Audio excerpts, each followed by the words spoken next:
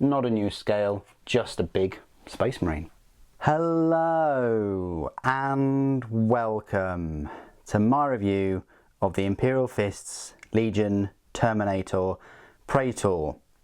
One of these models will cost you £26, consists of 18 components and a 40mm Citadel round base. Apologies for the delay in getting this review and the other recently released Praetors out to you. One of the main reasons is I was waiting with bated breath for Forge World to release Argyle Tau and the Ultramarines Praetors.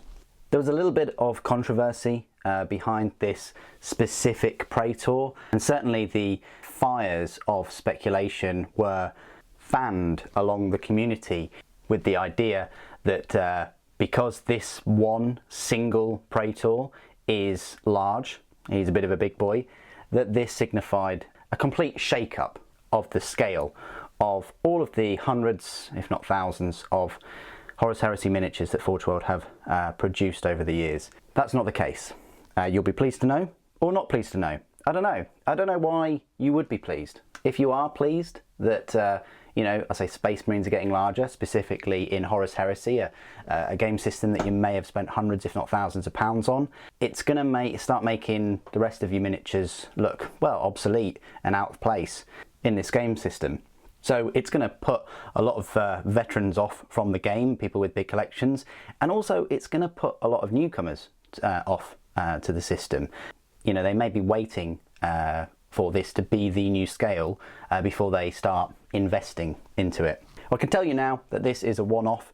I don't know what happened with their mould, I don't know what happened with their scaling, or maybe, just maybe, it was all on purpose. Maybe this specific Praetor, who is in 40k terms a chapter master equivalent, a Praetor is second only to a Primarch.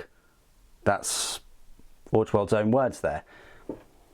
They command thousands of Legiones Space Marines.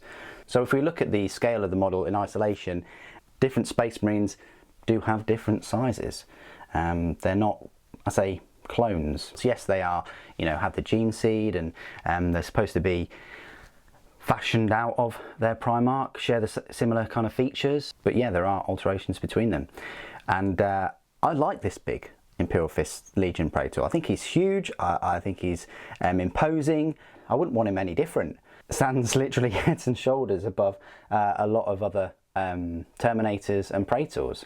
The community did slightly mess up a little bit by putting, you know, Siege of Terror on one of the posts, and I've always said I would much have preferred Forge World to support the Siege of Terror series going forward with unique miniatures, and yeah, I can well envisage reading the 5 books that have been available, one of these as one of them depicted in the books. I just really hope that the Iron Warriors Praetor in Terminator Armour is almost as big as this one. We'll see. So without further ado, let's have a look at all of the detail for this Praetor. Fantastic mini. Yeah, he's big. He's got, you know, a few millimeters extra on him with that tactical base, with that selection of tactical rocks. You don't necessarily need to put him on the tactical rocks. You can have him off of that and use the rocks on another miniature. It does add to his height a little bit. I like how big the shield is. It's almost as a Space Marine in power armor. There's loads of detail everywhere in this mini. Everything on the greaves and the tassets to the chest with the fist. If we can just sort of zoom in. The sword is fantastic. I had to kind of straighten up the sword, which is easy to do with a hairdryer and something straight. The shoulder pauldrons are Legion specific for the 7th Legion. They've got the built-in kind of leather straps with the studs on either side. The cape is fantastic, flowing backwards, lots of detail on there, more than the normal Praetor. Fair bit of detail going on the cape and the sword with those lightning bolts and the jewels. There's even a lightning bolt there on the blade itself. You get a little skull in the sort of midsection, and you've got some cabling and you know, even like the big bar to hold the shield in place. So there's even detail behind the shield itself. The helmet looks cool, and speaking of which, that is probably one of the only big downsides for this miniature, is the head options. Unfortunately, unlike most of the other Praetors, you're only getting a helmeted version of this Praetor, which, yeah, does suck a little bit, but you know, there you go. It would have been nice to have some helmetless versions. You've got this iron halo with the 7th numericals on there, and you've got some jewels that flank the shoulder pauldrons. Okay, so what I'll do now is just go through some size comparisons. It's probably one of the main reasons why you're watching this video. Then I will go through all of his rules. I'm not going to go through rules for 40k for him. I'm just going to go through the Horus Heresy rules, and the main reason is because Games Workshop seem to have abandoned captains in various Terminator armours. In the 8th edition codex, we had specific data sheets for a captain in Cataphracti armour and captain in Terminator armour. Now you're only getting a data sheet for a captain in Terminator armour. The main difference was that the Cataphracti armour gave you a 2+ normal and a 3+ invulnerable save, which was fantastic, you know, 2+ and a 3+. Now, unfortunately, it's just the normal, you know, Terminator armour. Their movement speed was a little bit slower as well to reflect this. Lore-wise, Cataphracti does offer better protection, you know, but at a cost. They're slightly slower, but they've got this, you know, inexorable advance. It's not a special rule, but it just goes to show that they can take so much punishment, and they will eventually catch up to you. You may be able to run, you know, run away in your power armor and things, but they will catch up to you. And unless you've got some real hard hitting weaponry, yeah, they're just going to tear you to pieces. And that's coming from some of the novels I've read as well.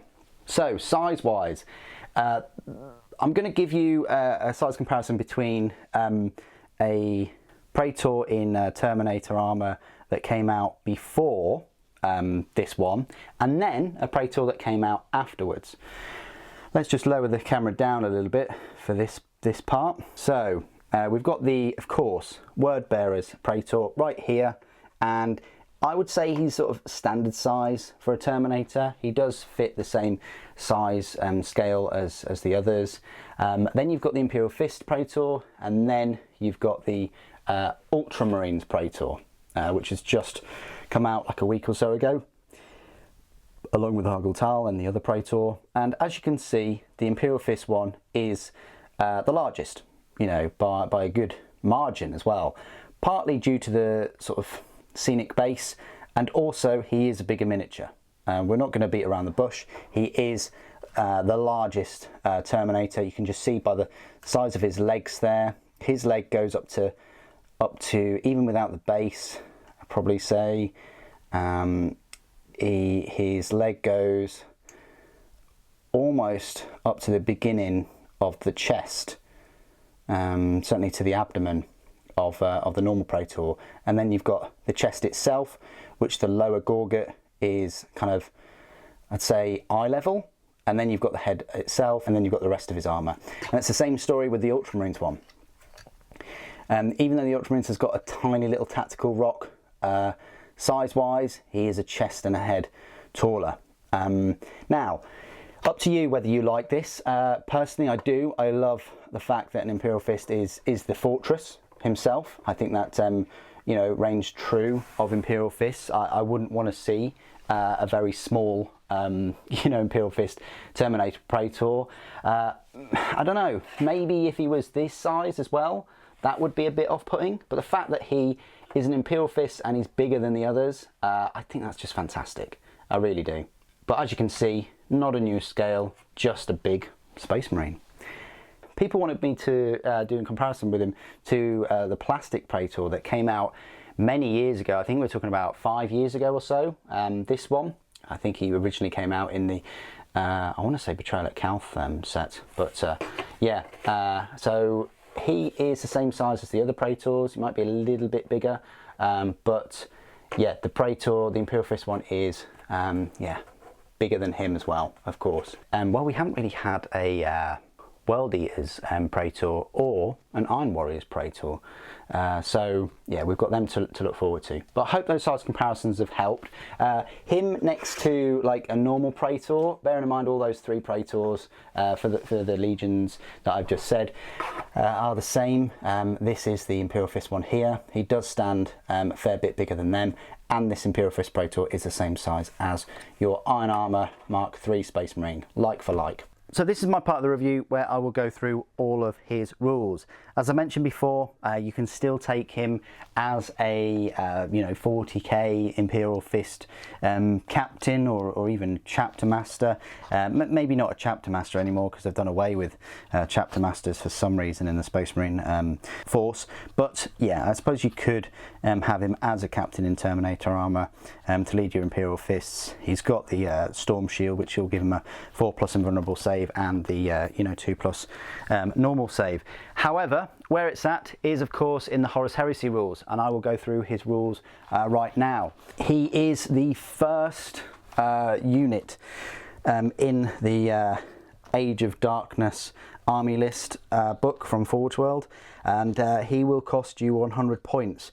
The rules and things might sound a little bit odd if you're not familiar to, say, 7th edition, because that's what Horus Heresy is using. It's not using the 9th edition. So yeah, you don't have like a movement speed in his profile and things like that. So his weapon skill is 6, ballistic skill 5, strength 4, toughness 4, 3 wounds, initiative 5, 4 attacks, leadership 10, and a save of 2+. He's 1 Legion Praetor, who's an infantry character. The Praetor in Terminator Armour, his war gear consists of Terminator Armour, so that can be just your normal. It can be your normal Terminator Armour, it can be your Tartarus or your Cataphractii. Forge World themselves call this Cataphractii Terminator Armour, but it certainly looks a lot more like Tartarus Armour to me. It would make sense that Imperial Fists would have Cataphractii Armour, seen as they are all about defence and things. Special rules: Legiones Astartes, Master of the Legion, independent character. Options for a Terminator: the Praetor may take the different forms of Terminator Armour with a combi bolter and power weapon. Of course, you don't really see the combi weapon here, it's just got the sword and shield, but for that it'd be 35 points. Combi weapon is 7 points, Volkite Charger is 7. They may exchange their power weapon for a Power Fist or Lightning Claw for 10 points, a Chain Fist for 15, and a Thunder Hammer or Paragon Blade. So there you go, you might want to have your Paragon Blade there for 20 points.